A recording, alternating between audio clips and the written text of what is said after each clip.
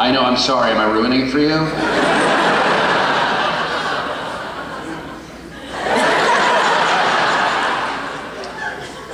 I think I was the most traumatized by it. I've always been a tiny little nerd without any muscle mass, and having to wear all that thick padding did little to improve my fragile teenage esteem. I turned to Mandy and I took off my fleece. I asked her to zip up my spacesuit and fasten the collar. Oh, Mandy, you came and you zipped up my spacesuit. If I was going to meet William Shatner, I was going to do it looking as close to Starfleet regulation as possible. You know, like you do. She made sure my costume looked good enough for camera and she wished me good luck. I got a high five from one of the Teamsters as I confidently walked across the street and into the cargo bay of the Enterprise 1701A. It took about 8 steps for my confidence to evaporate. Surrounded by extras in Starfleet dress, standing next to a shuttlecraft, William Shatner, director, was immediately transformed into Captain Kirk, intergalactic legend.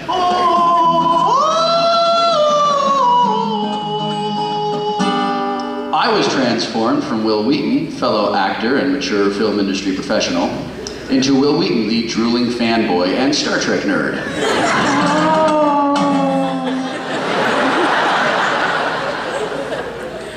I looked around. I guess I blended in well because nobody noticed me. I turned to make my escape and I bumped into a still photographer who had worked on TNG the first season. "Hey, Will, what are you doing here?" he asked. I swallowed and I looked at the stage door.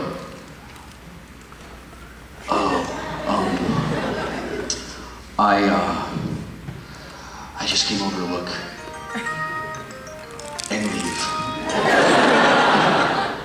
And listen to this guy who didn't turn his fucking cell phone on.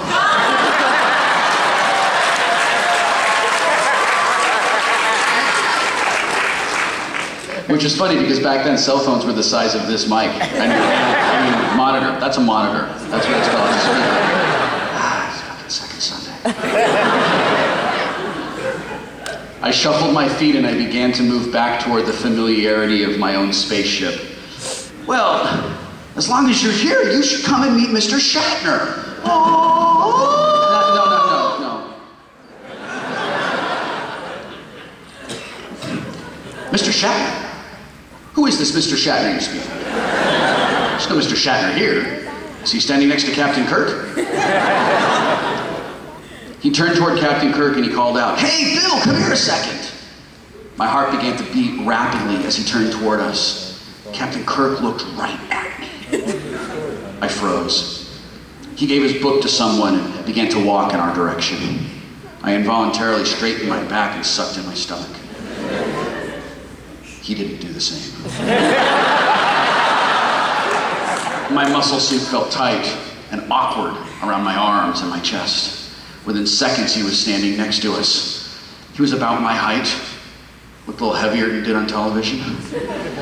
Captain James T. Kirk of the Starship Enterprise said, "Well, what can I do for you?"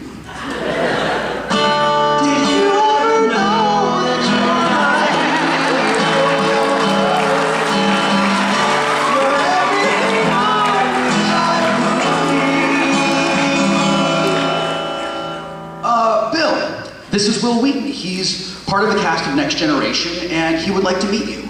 I could fly high as an eagle, 'cause you are the wind in my wings. Captain Kirk looked at me for a long time. "So, you're the kid on that show?" My mouth and my throat were dry. My palms were sweating. My heart pounding in my ears as I answered. Yes, sir. Hi. My name's Will." He continued to look at me. I carefully wiped my hand on the hip of my spacesuit. And I extended it.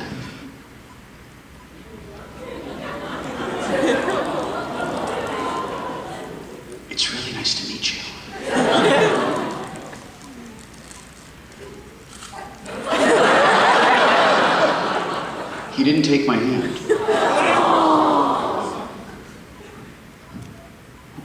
What is that, your spacesuit? He made a noise that was sort of halfway between a cough and a laugh. Oh, this? Yeah. It's not as cool as yours, but, I mean, it's what they tell me to wear. I put my hand down. I really wanted to leave. I felt a little lightheaded. Why wouldn't Captain Kirk shake my hand? Why didn't he like my spacesuit? Could he see the fake muscles? Maybe he didn't like the color. I didn't like the color. I became hyper-aware of the spandex and the muscles clinging to my body and going up my butt. I longed for the comfort of my fleece jacket. Well, he asked. Oh my God, he'd asked me a question and I'd missed it. Excuse me, I replied. I said, what is it that you do over there? Well, I'm an acting ensign, and sometimes I pilot the ship. I thought maybe he would be impressed that I'd already logged several hours at the helm of the Enterprise D. And I wasn't even 16 yet. Maybe we could talk about what it's like to fly the Enterprise and go around the galaxy and stuff. Well, I would never let a kid come onto my bridge. But I'm a creep. I'm a widow. What the hell am I doing here? I don't belong. He turned and walked away. Captain James Tiberius Kirk of the Starship Enterprise 1701 and Enterprise 1701A, the only person in Starfleet to ever defeat the Kobayashi Maru, the man who invented the Corbomite maneuver, then who took the Enterprise to the Genesis planet to return Spock's Contra, the man who I had admired since I was 8 years old, was immediately transformed into William fucking Shatner.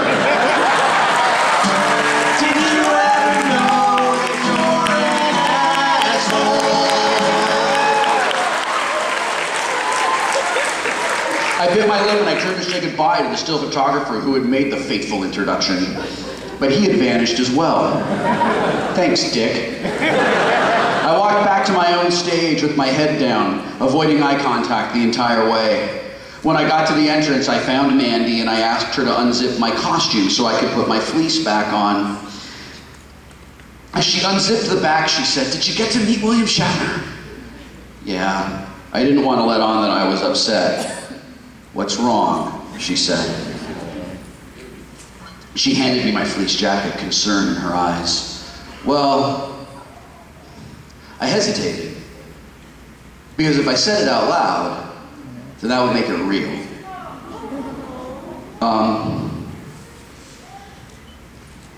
He was a dick to me.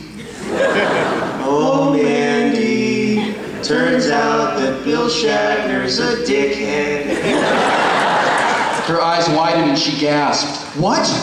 Why? What happened?" I fought back tears and I recounted our introduction. "What an asshole!" "Oh, I'm so sorry." I nodded my head and she gave me a hug. I took a deep breath, shrugged my shoulders, and walked back to my trailer where I sat down and cried. I had spent weeks getting up the courage to meet this man, and in 5 minutes he had insulted and humiliated me. He had reduced me from peer to peon. I'd worn my stupid costume that I hated, thinking it would impress him, and he'd made fun of it. 15 minutes later, an assistant director knocked on my door and told me that they were ready for me on set. I stood up, wiped off my face, and walked into the stage. I took my seat on the bridge of the Enterprise D next to Brent Spiner. "I heard about Shatner," Brent said.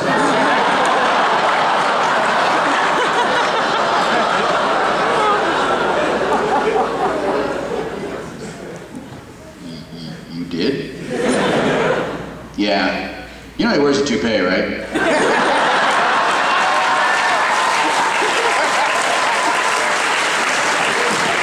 I giggled. No, I did not know that. Oh yeah, he's balder than old Baldy up there. I giggled some more as the stored up adrenaline began to release through my veins. That is bald. Yep. Brent put his hands on the console. The first AD said, "This will be picture," and we all focused. "Picture is up, very quiet, please. Roll camera. Action," said the director. Patrick entered from his waiting room and walked to the captain's chair. "Mr. Crusher, take us out of orbit and lay in a course for the Ramatus system, warp 6. "Aye, sir." My fingers danced across the con. "Course laid in so." "Make it so, Mr. Crusher." The camera creaked back on the dolly track as the Enterprise D went to warp speed. It's the next generation team. It's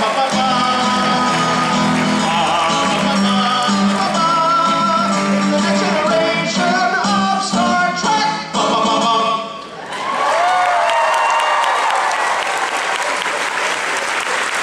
That is exactly how it happened every single time we went to warp speed on the Enterprise. There's a bit more to the story, but I've used up half of our time already telling it, so I'm going to go ahead and cut it there so that we can take some Q&A and enjoy the rest of our second Sunday morning together. You can see this story in its entirety. I'm sure it's on YouTube from Wil Wheaton versus Paul and Storm. You can come see Paul and Storm and me and Adam Savage and special guests in Woodstock.